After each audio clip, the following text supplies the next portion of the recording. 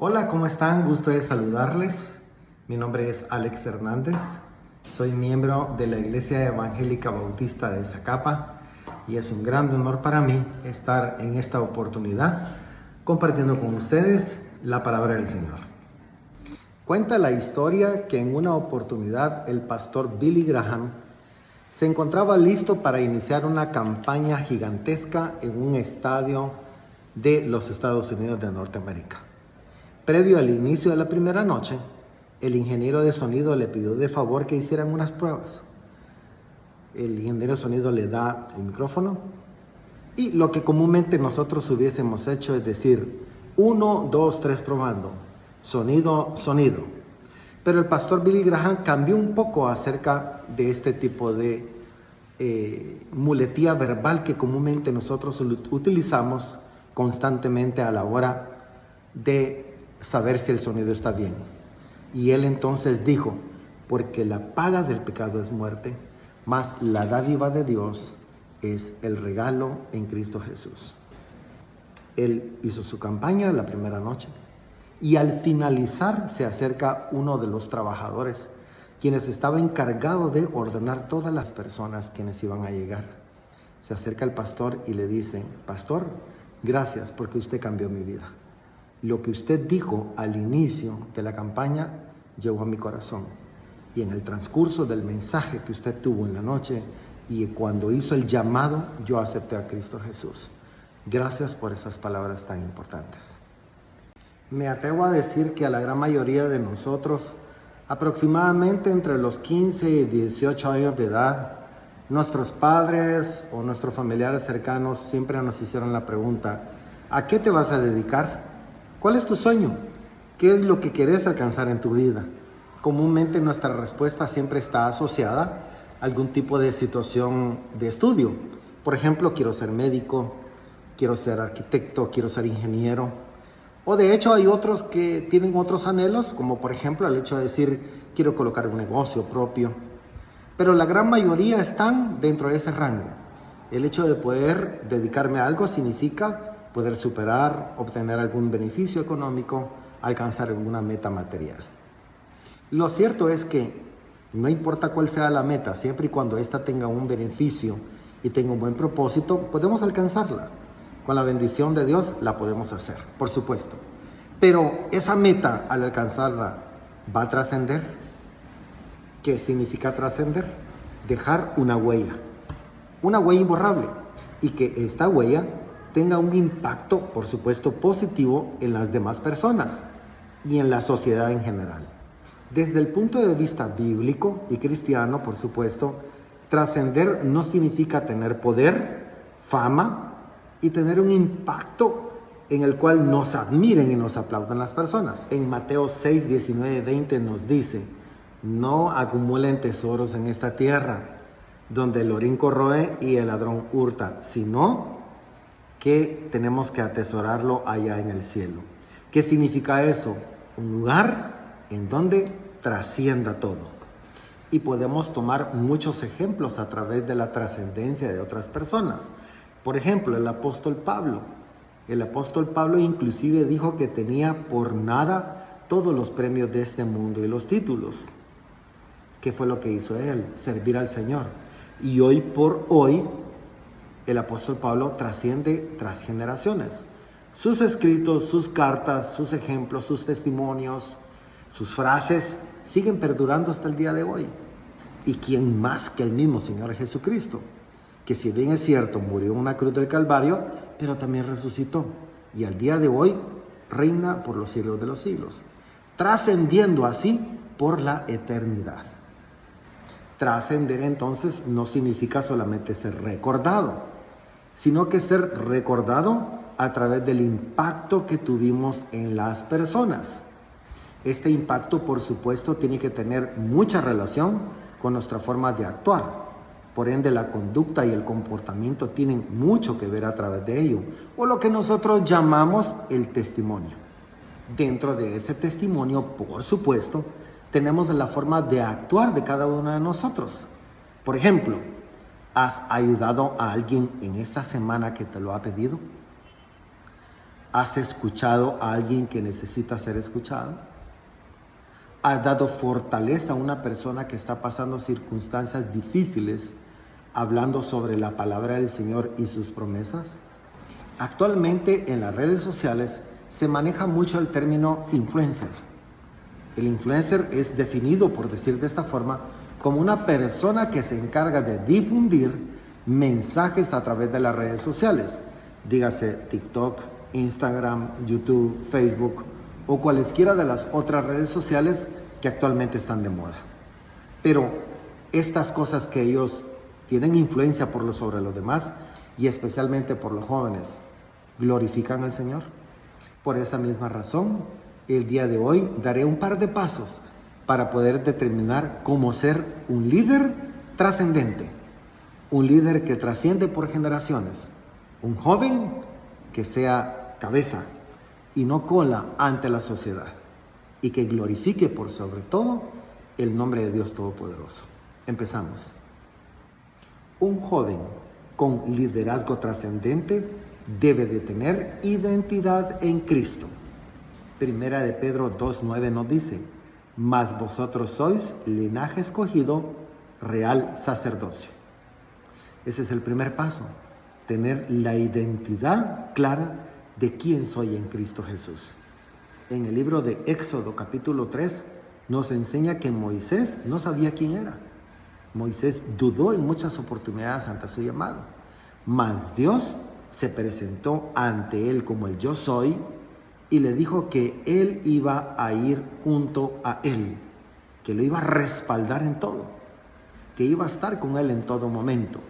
Por ende, Moisés no dependió de la fortaleza, de la autoridad, de la magia inclusive que presentaban los sacerdotes al servicio de los egipcios y el faraón, sino que dependió totalmente bajo la cobertura de Dios Todopoderoso. Eso nos da identidad. Sabemos quién es nuestro Padre, sabemos quién es el que nos guía y quién es el que nos envía. Número 2. Un líder no pretende ser servido, sino que sirve a los demás.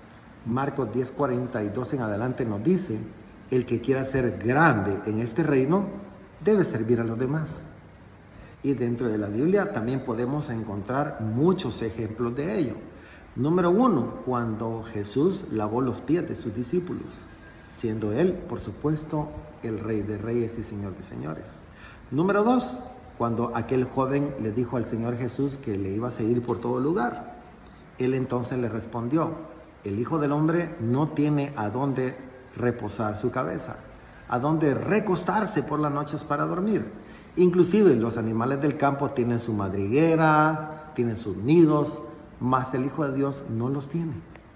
Llama mucho la atención, por supuesto, el Evangelio de la prosperidad, que creo que ustedes ya tienen mucho conocimiento de ello, cuando hablan de que los discípulos eran millonarios y que el mismo Jesús era un multimillonario, pero que vivía una vida de pobreza. No, para nada.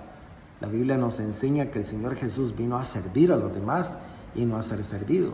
Por ende venía con un propósito principal. Número 3. Un líder tiene visión y propósito de vida. Proverbios 29:18. Donde no hay visión, el pueblo se desenfrenta. ¿Qué significa eso? Que donde no hay planes a futuro, en donde no hay esperanza para poder seguir trabajando, la vida pierde sentido. Uno de ellos es Nehemías.